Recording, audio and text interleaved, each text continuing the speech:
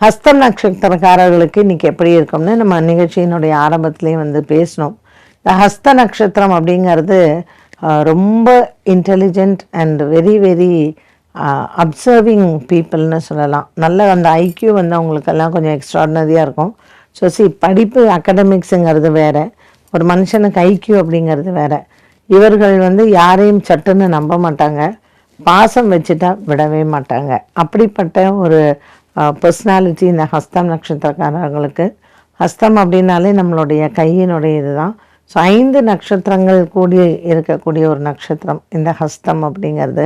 செலவு செய்கிறது கூட ரொம்ப யோசித்து பார்த்து தான் செலவு செய்வாங்க. மற்றவங்க கேட்டால் இல்லை கூட பிறந்தவங்களே கேட்டால் கூட அவ்வளோ சட்டுன்னு நம்ப மாட்டாங்க. அப்படி ரொம்ப ஒரு ரெஸ்பான்சிபிலிட்டியை எடுத்துக்கொள்ளக்கூடிய ஒரு நட்சத்திரம். குடும்பத்தில் ரொம்ப லவ்விங் பீப்புள்.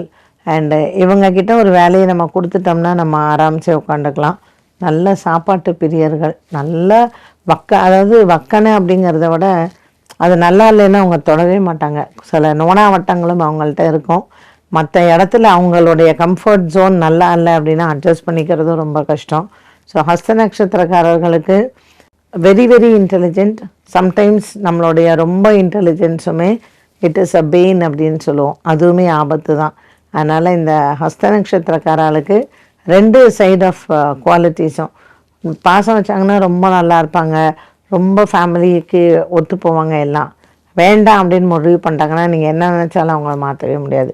ஸோ அப்படிப்பட்ட ஒரு 2 துருவம், இரு துருவம்னு சொல்லக்கூடிய 2 குவாலிட்டிஸ் இருக்கக்கூடிய ஒரு நட்சத்திரக்காரர்கள். இயல், இசை, நாடகம் இதிலெல்லாம் அவங்களுக்கு ரொம்ப இன்ட்ரெஸ்ட் இருக்கும். அண்டு அவங்களுக்கு ஜென்ரலாக வந்து நீங்கள் பாருங்கள், இந்த ஹஸ்த நட்சத்திரம் கண் வந்து ரொம்ப அழகாக இருக்கும் அவங்களுக்கு. அண்டு மனசு ரீதியாக ஒரு விஷயத்தை அவங்க வந்து நினச்சிட்டாங்கன்னா ஒன்று அதை பண்ணிடுவாங்க, பண்ணக்கூடாதுன்னு நினச்சா பண்ணவே மாட்டாங்க. ஸோ சந்திரன் ஆதிக்கம் இருக்கக்கூடிய ஒரு நட்சத்திரம் அது. உண்மையிலேயே நீங்கள் ஹஸ்த நட்சத்திரக்காரர்கள்ட்ட பழகி பார்த்தீங்கன்னா தெரியும், ரொம்ப அவங்கள்ட்ட நம்ம பேசணும், இல்லை வந்து அவங்க கூட இருக்கணும் அப்படின்னு நம்ம வந்து ஆசைப்படுவோம்.